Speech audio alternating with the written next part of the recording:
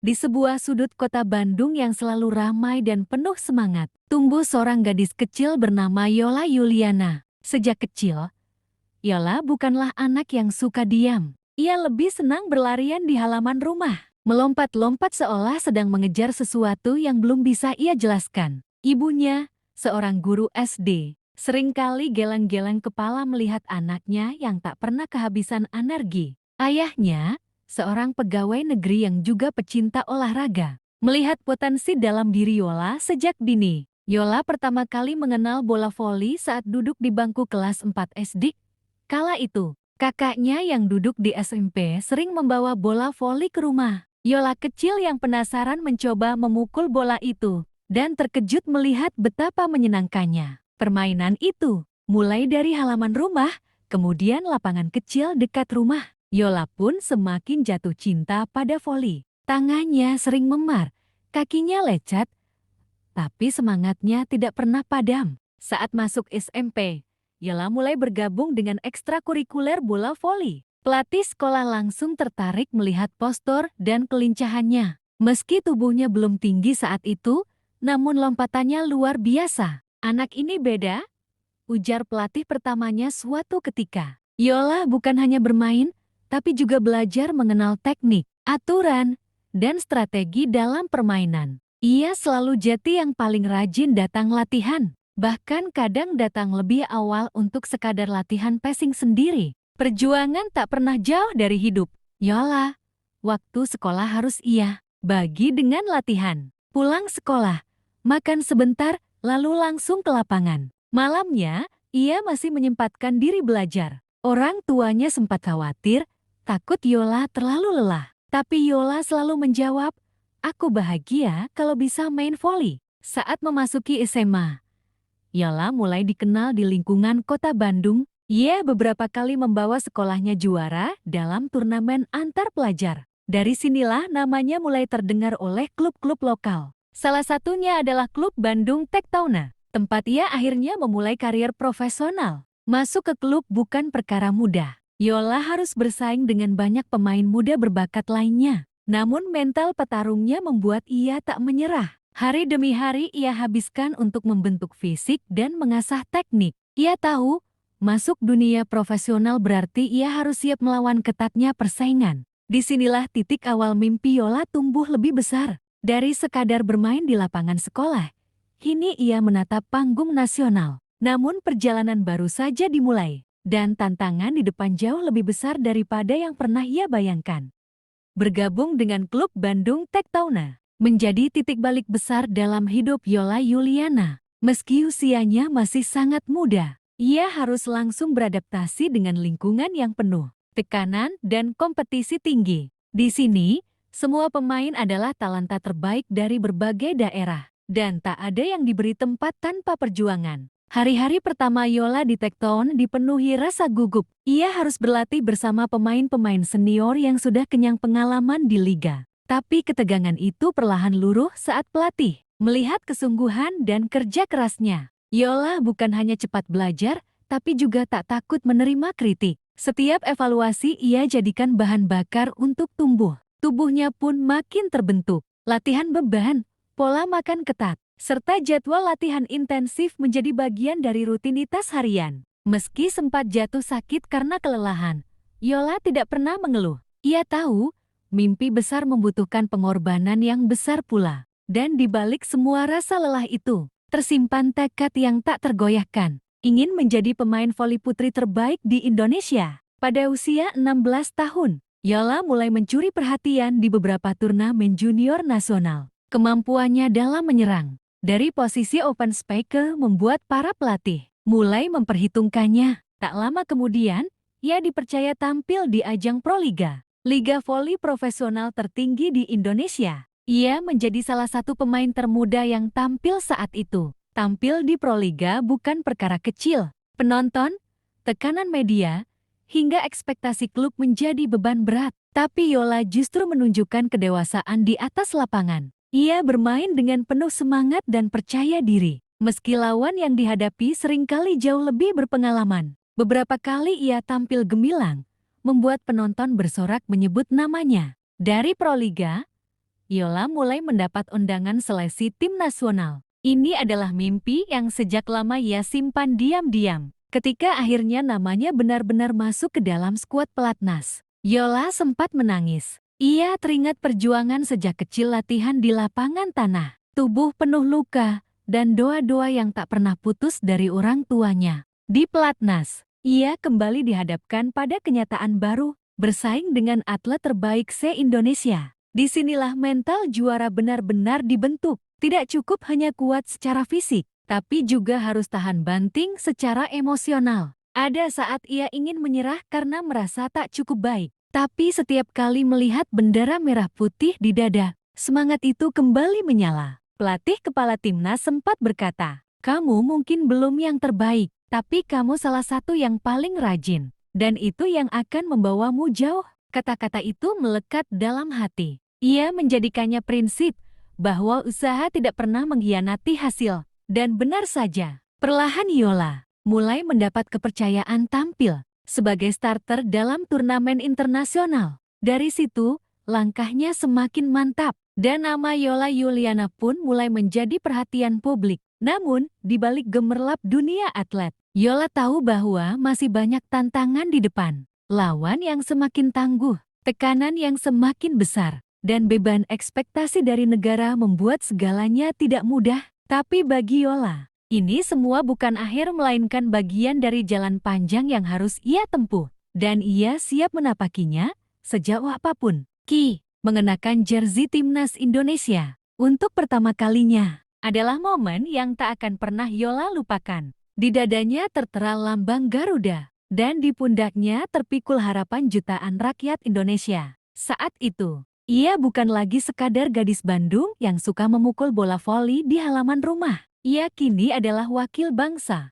Turnamen pertamanya bersama timnas adalah SEA Games. Di tengah gegap gempita pembukaan, Yola berdiri bersama atlet-atlet dari berbagai cabang olahraga. Saat lagu Indonesia Raya berkumandang, matanya berkaca-kaca. Ia menoleh ke kanan dan kiri, melihat rekan setim yang sama gugupnya, tapi juga sama siapnya. Ini bukan soal menang atau kalah, pikirnya. Tapi soal bagaimana aku membela nama negaraku sebaik mungkin. Pertandingan demi pertandingan dijalani dengan ketegangan tinggi. Lawan-lawan dari Thailand, Vietnam, dan Filipina bukan tim sembarangan. Tapi Yola justru menikmati tekanan itu. Setiap smash yang ia lepaskan, setiap blok yang berhasil menahan serangan lawan, semuanya ia jalani dengan semangat penuh. Meski timnas belum berhasil meraih medali emas saat itu, performa Yola tetap mencuri perhatian banyak pihak. Ia dinilai sebagai salah satu rising star tim putri Indonesia. Sepulang dari SEA Games,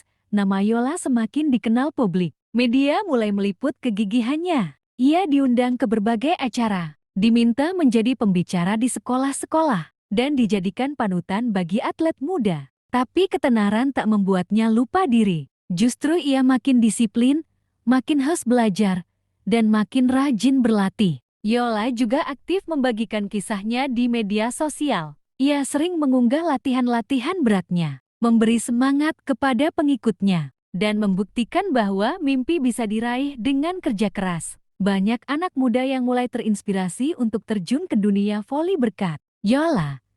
Ia tak hanya jeti pemain, tapi juga jeti simbol harapan. Namun di balik semua prestasi itu, Yola tetap menghadapi tantangan. Paha kirinya sempat tertarik cukup parah saat latihan. Ia harus menepi beberapa minggu dan menjalani fisioterapi rutin. Rasa takut menghantuinya.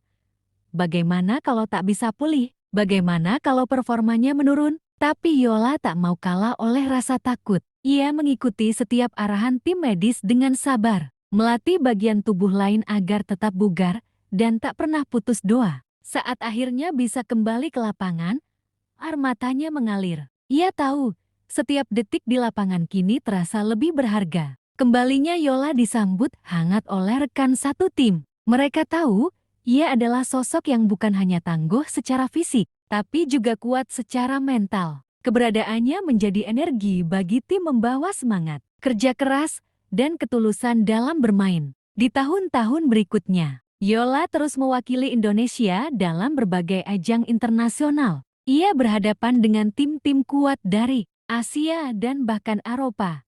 Setiap laga adalah pengalaman. Ia belajar dari kekalahan, tumbuh dari kemenangan, dan terus membawa nama Indonesia dengan penuh kebanggaan. Dan di balik semua itu, satu hal yang tak pernah berubah.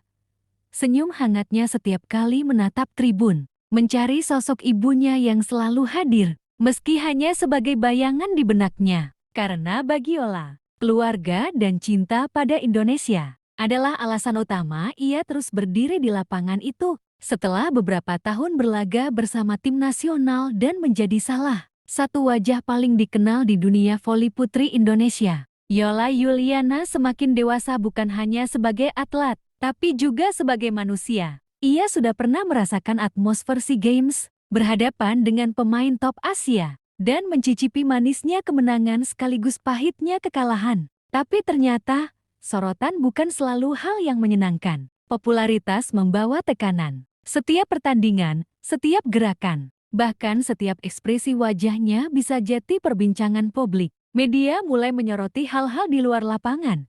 Penampilannya, kehidupan pribadi, bahkan hubungannya dengan orang terdekat. Yola mencoba bertahan. Ia belajar memilih kata saat diwawancara, belajar menahan emosi saat komentar negatif datang bertubi-tubi. Namun, di balik layar, ada hari-hari saat ia menangis sendirian. Tak semua luka bisa dilihat orang lain.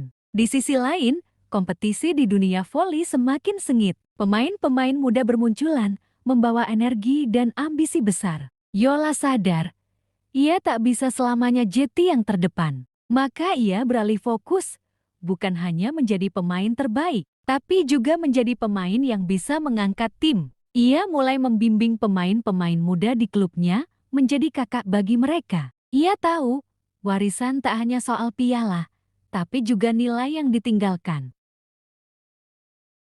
Pada suatu musim Proliga, Yola berhasil membawa timnya ke babak final. Ia bermain luar biasa, menunjukkan bahwa pengalaman bisa menyamai kekuatan muda. Di final itu, timnya kalah tipis, tapi sorakan penonton untuk Yola justru menggema lebih keras dari biasanya. Banyak yang menyadari, mereka baru saja menyaksikan salah satu penampilan terbaik Yola sepanjang kariernya. Namun tak lama setelah itu, kabar tak sedap datang. Ayahnya jatuh sakit. Yola yang selama ini sibuk berpindah kota dan negara mendadak merasa terpukul. Ia mulai memikirkan ulang prioritas hidupnya. Beberapa kali ia pulang lebih cepat dari pelatihan, hanya untuk bisa duduk di samping tempat tidur ayahnya. "Kamu sudah membanggakan keluarga, Yola," kata sang ayah pelan. "Sekarang waktunya kamu juga bahagia." Kata-kata itu terus membekas. Yola mulai mempertimbangkan banyak hal. Ia mencintai voli, tapi ia juga manusia biasa yang butuh waktu untuk dirinya sendiri,